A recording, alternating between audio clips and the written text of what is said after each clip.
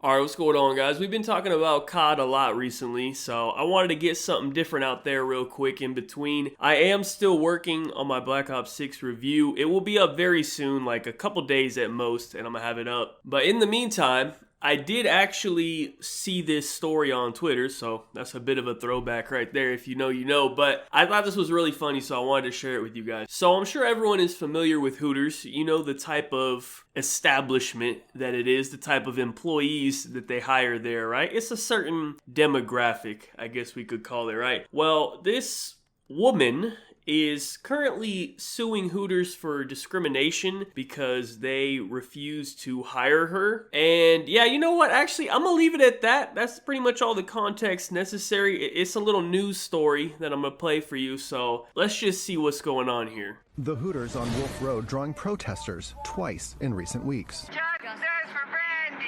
justice for all. Everybody has justice, trans rights. I'm suing Hooters for sex-based discrimination on the basis of accommodations and on the basis of employment. The restaurant has been a regular stop for Brandy Livingston, so much so she hoped to someday work there. However, after her recent transition, Brandy claims that she's not respected there as a woman. Hey, listen, man. Let's just keep it real, alright? I'm not trying to be rude. With all due respect, come on, man. Like, seriously? You ain't even trying. Like, what are we even talking about? I honestly went and Googled this whole story just to make sure that this wasn't like satire or made up or a troll or something. Because once I seen the reveal, I was just like, wait, hold on. Is someone trying to be funny? Like, it seemed like something out of a South Park episode or something, you know? Like, obviously, Hooters is not gonna hire you, Brandy, okay? You don't really fit the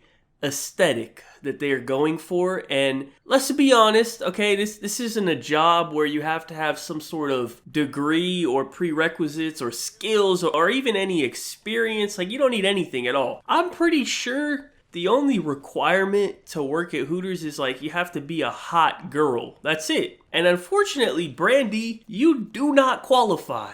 It's that simple. I don't know why we got protests and lawsuits. Like, what the hell is going on here, man? This is crazy, you know? Like, it just doesn't make sense to me. Like, this would be like me trying to apply to be a fleshlight model. Like, I'm just not qualified for that job. Brandy filed a claim with the New York State Division of Human Rights, and after investigating, they found sufficient evidence her rights may have been violated under New York Executive Law 296, and there will be a hearing. At-will situation, proving that the employer's reason they gave was wrong is not enough. You got to prove that it was discrimination on the basis of some prohibited characteristics, such as gender identity. She says she applied 3 times for employment. So apparently this is actually going to court, and there is some sort of validity behind this, which is crazy to me. It says that she applied 3 separate times. Like, hey, take the fucking hint, man. Like, they don't want you there. Like, I don't even know how this would work, right? Like, let's just think about this for a second, okay? Let's ignore the fact that this person is not qualified for this job. Let's say that Hooters did hire Brandy here, right? How exactly would that work out, right? Like, have you seen the uniforms that they wear at Hooters? How the fuck is Brandy supposed to wear those little ass shorts, right? Like, I'm just thinking about it. My fucking balls would be hanging out those shorts, you know? Like, let's imagine you walk into Hooters and fucking Luke Kuechly with a wig on over here greets you at the door with her ball sack hanging out those little ass shorts, print